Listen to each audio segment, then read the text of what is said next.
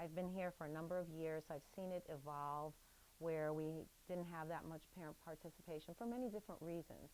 But we we really worked at wanting, we knew that there's not going to be success with our students in school unless we have our parents understanding what's going on and being part of the whole thing. So we made it our goal. We said, okay, we're going to explain. We're going to do a little more explaining. We're going to get involved, get them to come and see our classroom, do things with us, and that's what we started to do. And this was years back.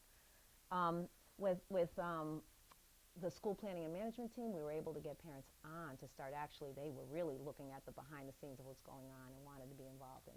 Parent team, great way where we sat down.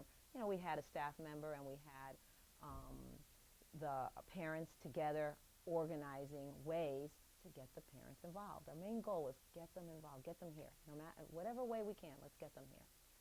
So we did that. That's what we focused on. And we went from having 5 parents to 15 to 20, and if you came last month, you would have seen a whole cafeteria full. We've gone from one of us being the ones, facilitating the meeting to now the parents running some parts of it. Or all of it, actually. We have a PTO president now that just runs it. But you see them actually facilitating when we're doing little workshops. The parents are there running them. We're going to another place. It's not just the fundraisers are coming in and we telling the parents, this is it, this is how we do, blah, blah, blah. It's them participating. They are actually giving ideas. We're asking for them, what do you think about this? They're giving ideas. What can we do?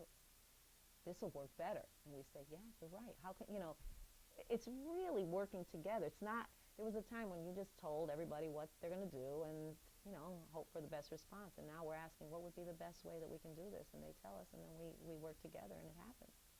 If they're welcomed, they definitely feel more comfortable. I think that at the beginning we didn't get people, and I think it's because they didn't feel so comfortable. Now, it's never, I wouldn't say it's the language thing ever, because here everybody speaks Spanish, but sometimes you just don't know what's going on in that big building. Your kids go, but you don't know. And once they started coming, well, they come in now and they're so relaxed. They find a place to sit. They know what's going to happen. We're going to start our meeting. We'll have a couple raffles and we're going to have dinner. And it's just very comfortable, laughing. I find myself coming in and I'm hugging everybody because it's our, it's people that are coming in and, oh, tell me what happened with, it's that little social thing first. Oh, what happened with the baby? You told me last time. Or she came in and she had the baby. Much more like a family, and then we get to our business of doing things, and then they're volunteering, saying, I could do that. That's what we're working on, getting more, because it's a smaller group that's organizing everything. We're trying to get more people to come on and, really run that little spirit day. We have a parent doing that now, but she has other responsibilities, so now we're saying, well, let's get another parent to come in and do that.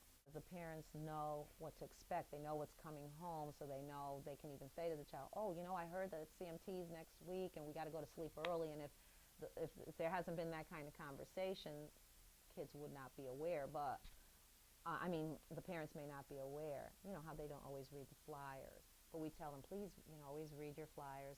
We also have a parent link, which has worked a beautiful thing, where they get a phone call the night before PTO.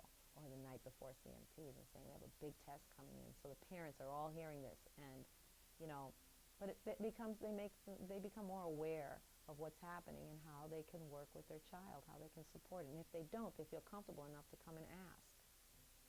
And what's neat too is if there's something that they may not feel that comfortable with, they don't feel bad coming and asking someone else. Like sometimes they'll come to me and say, Mrs. Evans, I was trying to talk to my teacher, but she didn't understand what I was saying. I said, oh, well, maybe she just didn't understand. Let's talk about it. Let's find out. Instead of saying, I don't believe that, that happened to me, and then just not solving something. Got much more. They can come. They come to our principal. You know what? I couldn't find the teacher. I've been looking for. He says, well, let's maybe I can help you with this, or let's make a meeting. Let me call. They're not afraid to ask. Why, if I'm uncomfortable with something, why is this going on? I didn't get a letter. How come everybody got a letter and I didn't? They come very quickly. That means you're aware of what's going on. You're aware you didn't get something, or something's not the same as someone else. It's good. They're becoming more empowered. And we're not stopping at our numbers that we have now. I mean, we fill the auditorium. We want to keep working. I mean, wouldn't it be great to have a PTO meeting where every parent came? I know every parent can't come because we work and things, but I think that we're getting more and more. This year we've gotten more than we have last year. Oh, and the parents are great too. Ultimately, everybody wants their child to have success in school. So when you're involved, I think of myself. I love being involved in what my daughter was doing. So who said, why wouldn't every parent wants to know what's going on? And if your work hours are such, or it's hard, but if there's a way that you could tap in, perfect.